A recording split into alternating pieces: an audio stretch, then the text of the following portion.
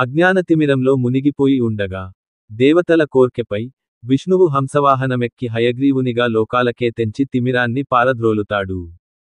అలాగే బ్రహ్మోత్సవాలలో స్వామివారు హంసవాహనమెక్కి అన్ని కళలకు సర్వవిజ్ఞానానికి కారణభూతుణ్ణి నేనే, అన్నీ నా ద్వారానే సిద్ధిస్తాయి అన్న సందేశమిస్తారు.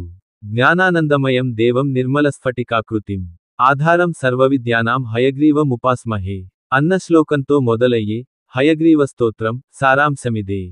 చదువుల తల్లి సరస్వతి రూపంలో ఉన్న స్వామివారిని దర్శించుకుంటే అజ్ఞానతిమిరం తొలగిపోకుండా ఉంటుందా?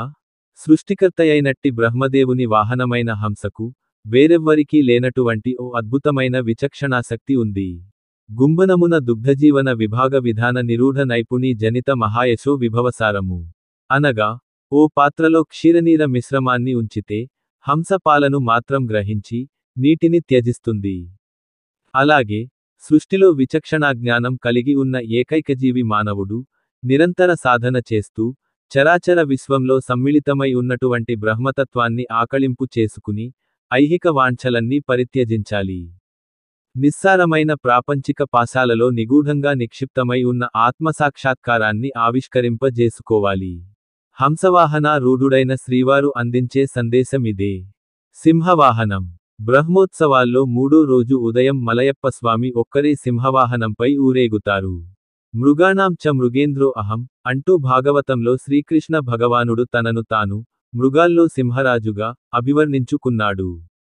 అపరిమితమైన సింహబల మంత భక్తి గలవారిని స్వామి అనుగ్రహిస్తారనే సందేశం ఈ వాహనసేవ ద్వారా పంపబడుతుంది.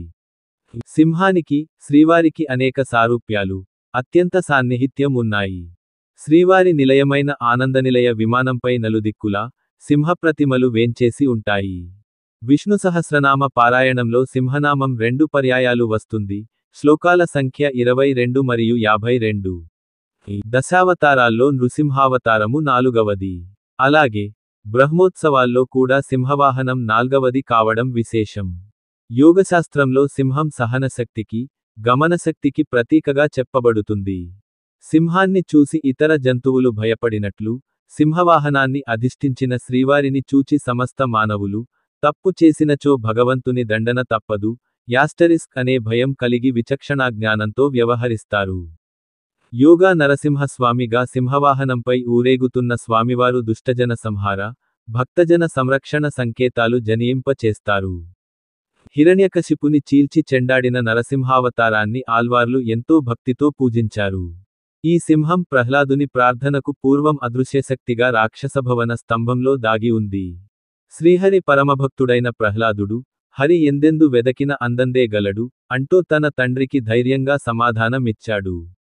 ఆ బాలభక్తుని వాక్కు సాకారం చేయడం కోసం సకల చరాచర సృష్టిలో నిక్షిప్తమై ఉన్నటువంటి శ్రీహరి స్తంభాన్ని చీల్చుకుని నారసింహుని రూపంలో ప్రత్యక్షమై దుష్టుడైన హిరణ్యకశిపుణ్ణి అంతమొందించాడు.